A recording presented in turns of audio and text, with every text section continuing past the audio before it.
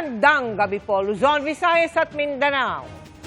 Sibak sa serbisyo ang 11 pulis kontra droga, kabilang ang isang lieutenant colonel at isang major. Dahil yan sa dalawang insidente ng pagdukot umano noong taong 2021, ang mga biktima hindi na nakita. Ilan sa mga pulis sangkot din umano sa pagkawala ng ilang sabungero at nakatutok si June Veneracion.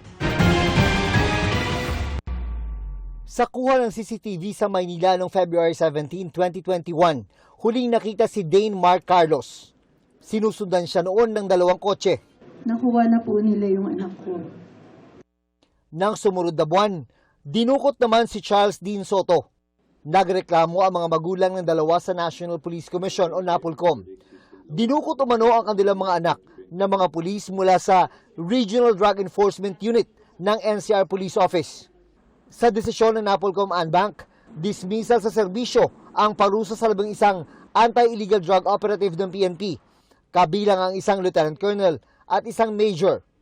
Ayon sa NAPOLCOM, kapag pulis ang lumabag sa batas, mas mabigat ang parusa.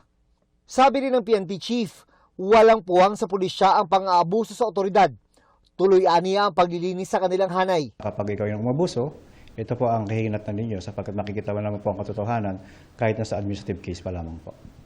Sabi pa ng PNP, ang pagkasibak sa serbisyo ng 11 pulis dahil sa insidenteng yan noong 2021 ay patunay na may mga umabuso noong Duterte drug war. In the guise of anti-drug war, pero makikita po natin yung circumstansya niya ay mayroon pong abduction na nangyari pa.